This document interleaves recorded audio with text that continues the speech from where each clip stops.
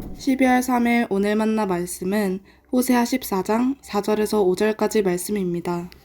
내가 그들의 반역하는 병을 고쳐주고 기꺼이 그들을 사랑하겠다. 그들에게 품었던 나의 분노가 이제는 다 풀렸다. 내가 이스라엘 위에 이슬처럼 내릴 것이니 이스라엘이 나리꽃처럼 피고 레바논의 백향목처럼 뿌리를 내릴 것이다. 아멘.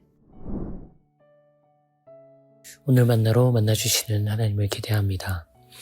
이스라엘을 향한 영원한 헬세드의 노래 호세아의 마지막 장입니다. 고멜을 닮은 이스라엘의 죄에도 불구하고 하나님은 그 사랑을 포기 못하십니다. 결국 그 끝나지 않는 구애에 이스라엘은 죄를 떠나 하나님의 사랑 앞에 항복합니다.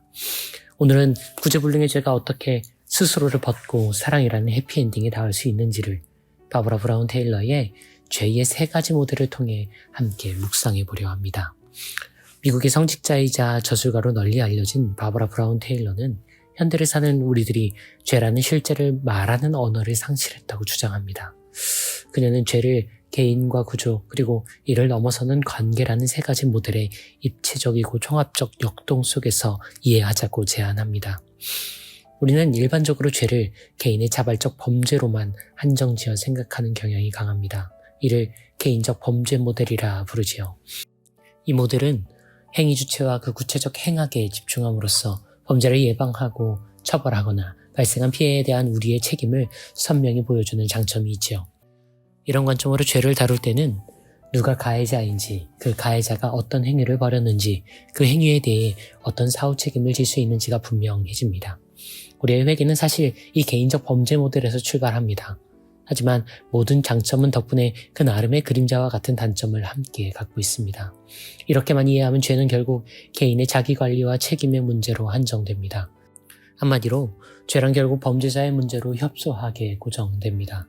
그러나 그리스도교에서 말하는 죄는 법정에서 시비하여 특정한 결과를 도출하는 것과는 근본적인 차이가 있습니다. 그리스도교 전통에서 죄는 인간의 존재에 달라붙어 있는 부정할 수 없는 어떤 실체입니다. 이 존재적 어긋남이 오히려 죄의 근원적 차원입니다. 모두가 공유하고 있는 이 존재적 망가짐과 엇나감이 각 인간의 삶 속 구체적인 시공간으로 재현될 때 비로소 개인이 저지르는 범죄가 됩니다. 개인적 범죄 모델을 보강하는 것이 구조적 질병 모델입니다. 죄의 말단에는 이를 수행한 개인이 있지만 죄의 그 연원을 따라 올라가면 그와 같은 행위가 배양된 이를 둘러싼 개인을 넘어선 구조적 악순환이 발견된다는 관점이죠. 이렇게 이해하면 죄는 개인의 문제 그 이상의 차원을 갖게 됩니다. 학대와 폭력에 노출된 어린이가 보이는 이상 행동을 개선하기 위해 그 어린이에게만 집중해서는 안 되는 것처럼 말이지요.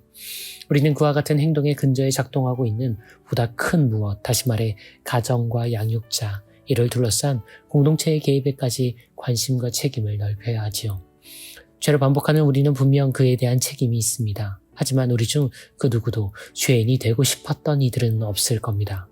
할 수만 있다면 오히려 죄와는 무관한 존재가 되고 싶은 것이 우리의 또 다른 진심이기도 합니다. 이를 염두할 때 죄는 오히려 어떤 특정한 행동이라기보다 모두가 앓고 있지만 자가치료 역량이 상실된 치명적 질병으로 이해됩니다. 오늘 함께 읽은 호세아의 예언에서 하나님은 이스라엘의 죄를 이렇게 말씀하십니다. 너희의 죄는 반역하는 병, 내가 이를 치료하겠다. 하나님의 입장에서 생각해보면 우리들이 죄를 떠나겠다는 다짐은 한 걸음 내리는 진심이지만 충분한 해결책은 아닙니다. 죄를 반복하지 않을, 죄를 근원에서부터 해결해낼 역량이 우리에게는 없습니다. 우리는 구제불능의 질병을 앓고 있습니다.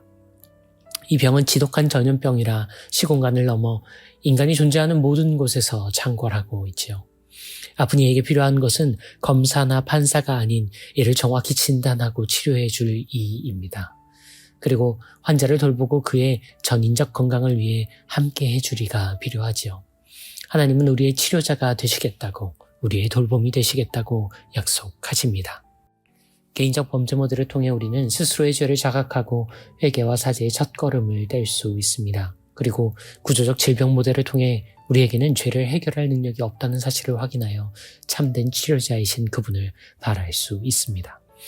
하지만 죄란 결국 극복해내고 그 너머를 향해 가야 할 디딤돌에 불과합니다. 그래서 개인적 행위 모델과 구조적 질병 모델을 함께 지나 우리는 관계적 갈등 모델에까지 도달해야 합니다. 관계적 갈등 모델은 죄란 결국 하나님과 우리 사이의 관계 훼손에서 비롯하였다는 점을 바로 직시하고 사죄와 치료를 통해 하나님과의 관계 회복 그리고 피조물 상호 간의 샬롬을 지향하는 것만이 죄의 궁극적 해결임을 제시합니다. 오늘의 말씀에서 하나님은 이스라엘의 치료와 함께 이 약속을 첨언하시죠. 너희를 치료하고 너희를 사랑하겠다. 나는 이스라엘에 내리는 이슬, 너희가 나로 인해 꽃피고 너희는 내 안에 뿌리 내리네.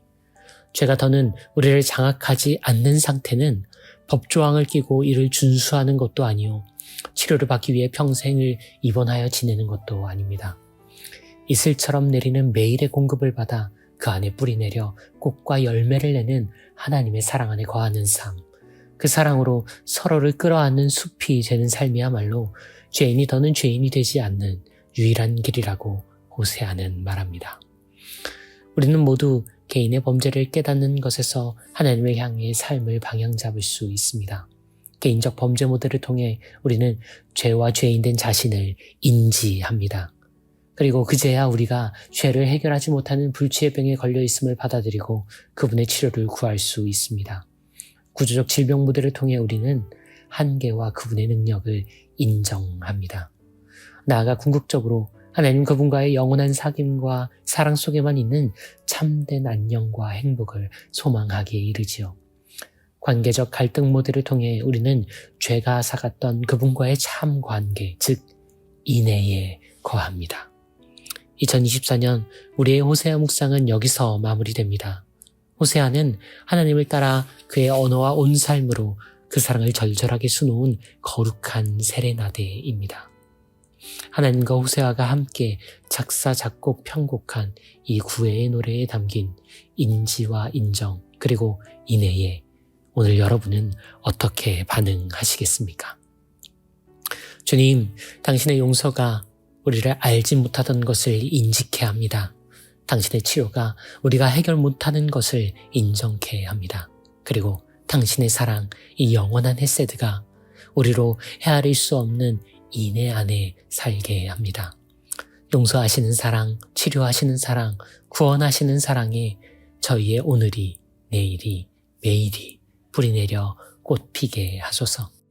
기어코 고매를 사랑받을 신부가 되게 하신 분, 그리스도 예수님 그 이름으로 기도합니다. 아멘. 이제 두 가지 제목으로 기도합니다.